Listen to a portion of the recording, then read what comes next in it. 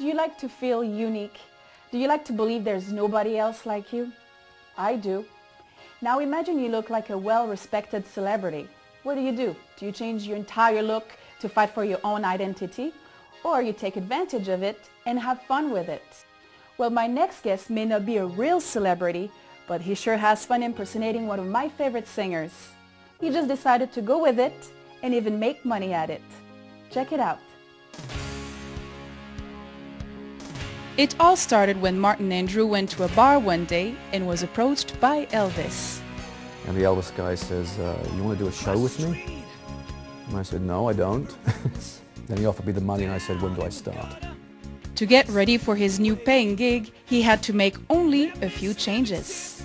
And my hair at the time was down to here and I cut it all off. The moves, just what I did anyway through the years in rock bands, and maybe I was influenced by him. The only thing I had to alter was my voice, my singing voice, which you have to sort of tighten your throat up and make it a bit more gravelly to sound like him. Looking like Rod Stewart may seem to be fun, but to him, it has a drawback. When people are screaming for you on stage, they're screaming for the Rod Stewart character. When people recognize you on the street, they're recognizing the Rod Stewart character.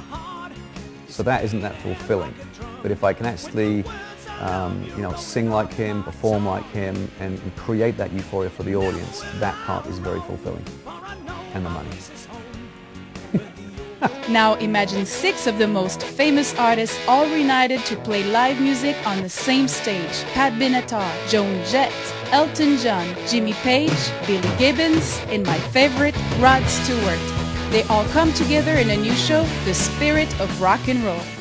And there's 2 sides to the show. There's the one where it's just a band playing, and there's another script that I wrote for an actual play, basically. It's a fun one. However, Andrew started as himself in some 80s rock bands. And then it was in '89 that I moved to Canada, and that was still to pursue my original music. But I always had this tag of, you look like Rod Stewart.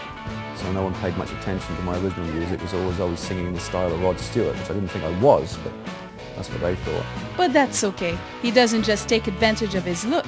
He also takes advantage of another talent, as a writer. The book's called Nobody Said It Was Easy, A Rock and Roll Journey.